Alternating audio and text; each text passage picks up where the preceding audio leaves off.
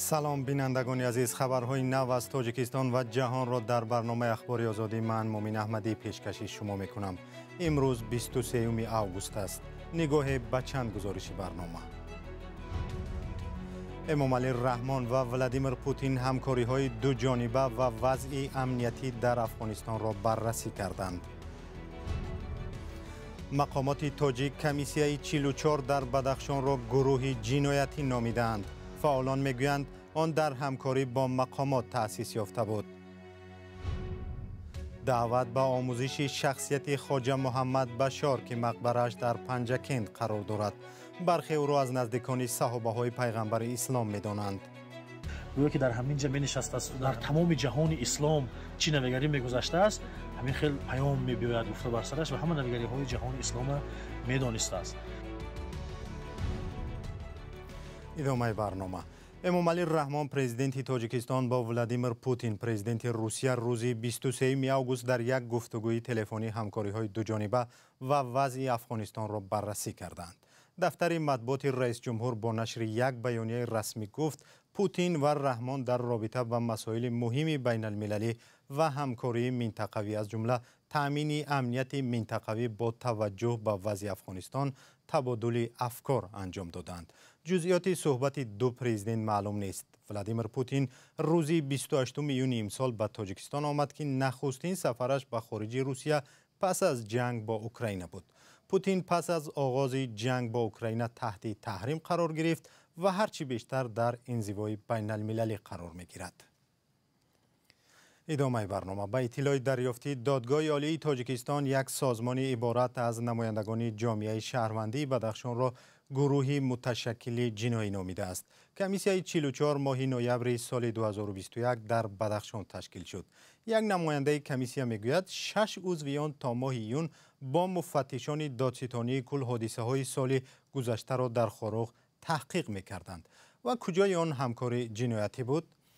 همکارم میرزانبی خالقزاد این موضوع را پیگیری کرد و در استودیو با ماست. میرزانبی، آیا قرار حکم درباره اعلان این کمیسیه به عنوان گروهی متشکل جنایی هست؟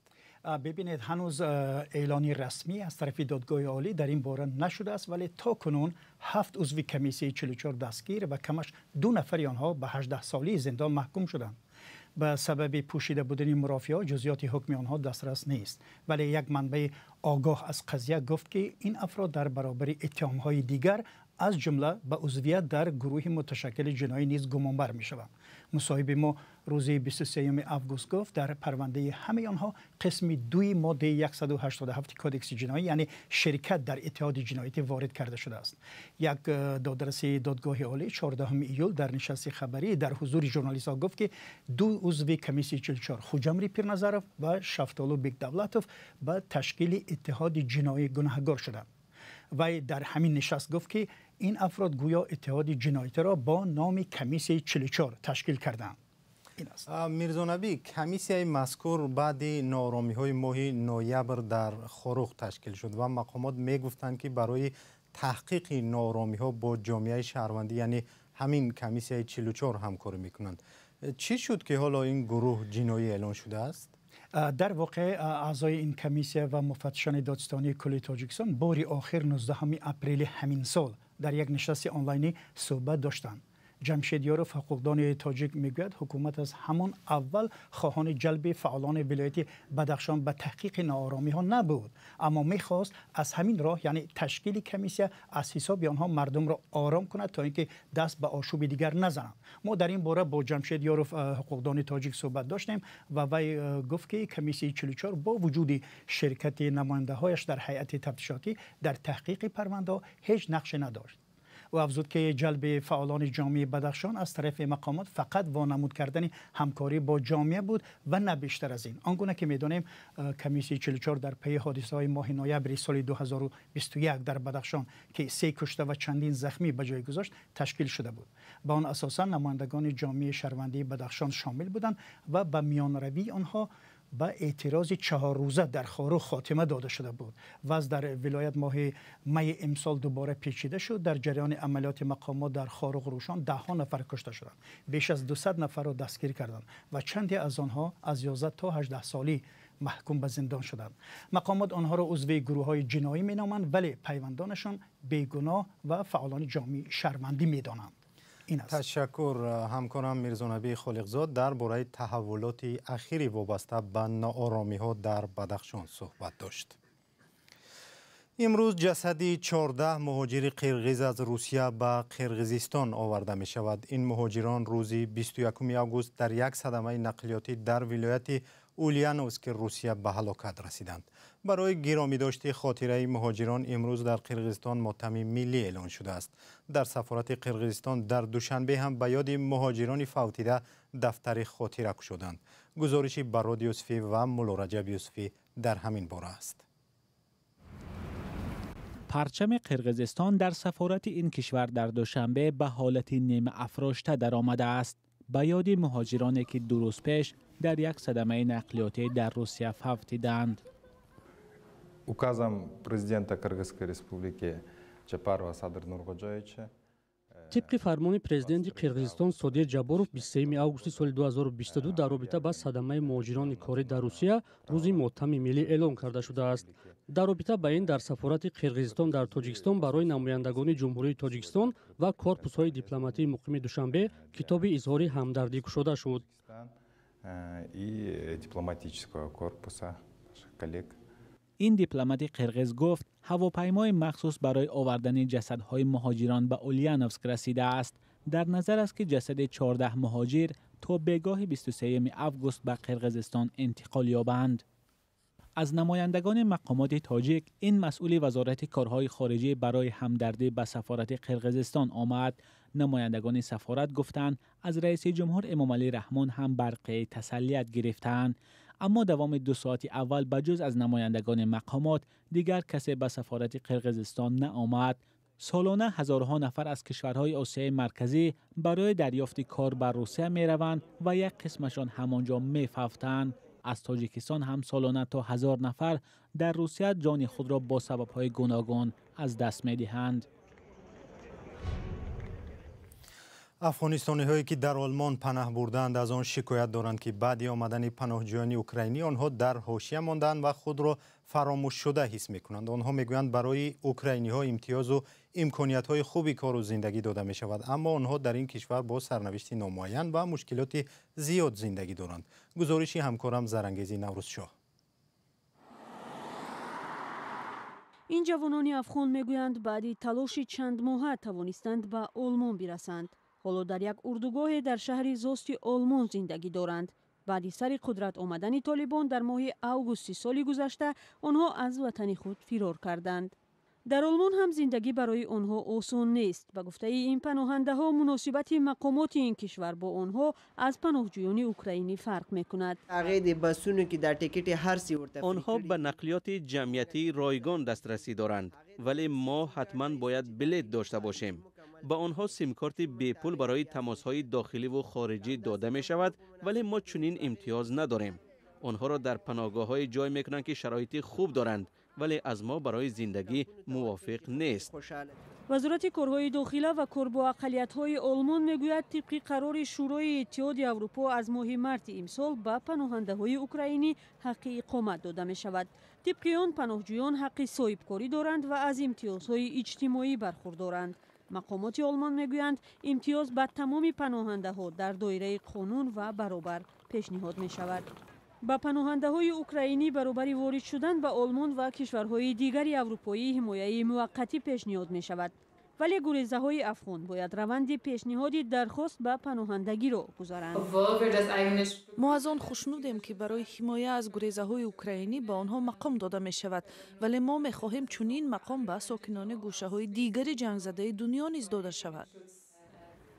به اطلاع سازمان ملل بعد حمله روسیه به اوکراین در ماه فوریه بیش از 900,000 نفر از این کشور گریخته در آلمان پناه بردند. سال گذشته هزارها پناهنده افغان هم از حکومت طالبان فرار کرده به آلمان آمدند.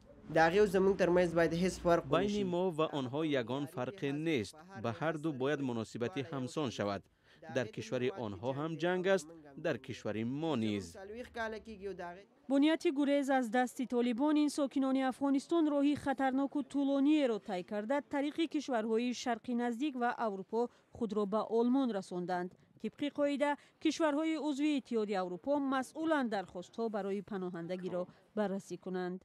صداقت سمسور که از طریق بلغارستان واردی آلمان شده است میگوید احتمال او را از این کشور خارج میکنند. درخواست من برای پناهندگی رد شد. با من گفتند که شما باید به بلغارستان روید، ولی من نمیخواهم به آنجا روم. روح الله آریاخیل سربازی سابق ارتش افغانستان هم در آلمان همین مشکل را دارد. آنها باید پرونده های ما را بررسی کنند و در مهلت کوتاه به ما جواب دهند. از بررسی قضیه من 3 ماه می‌گذرد و هنوز سرنوشتم نامعین است. حالا این پناهنده های افغان در مکانی امن و بی خطر هستند، اما نمیدونند فردا آنها را چی انتظار است.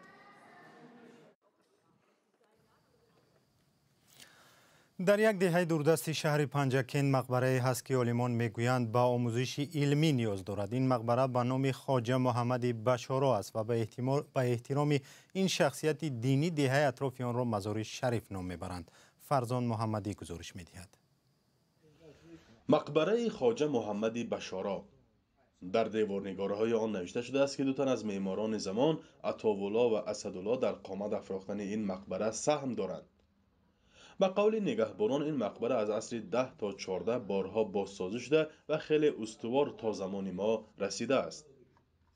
زاده شهر بصره عصر 8 ابتدای عصر 9 زندگی داشتم.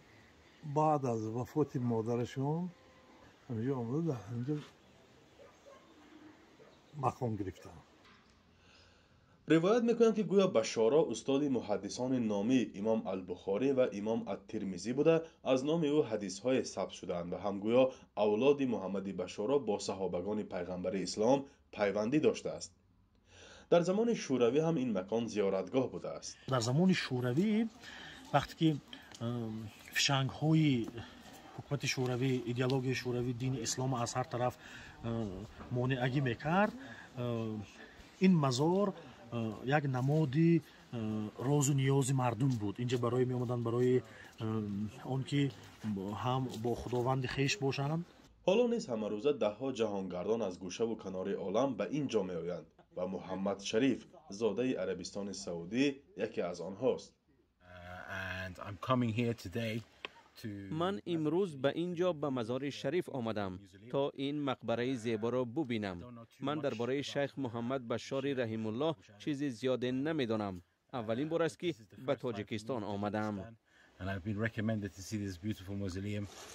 هرچند این مقبره تحت حمایت دولت قرار دارد و حفظ می‌گردد، ولی فرهنگشناسان و عالمان میگویند با وجود گذشته تاریخیش هنوز به شکل علمی آموخته نشده است و معلومات درباره آن کم است.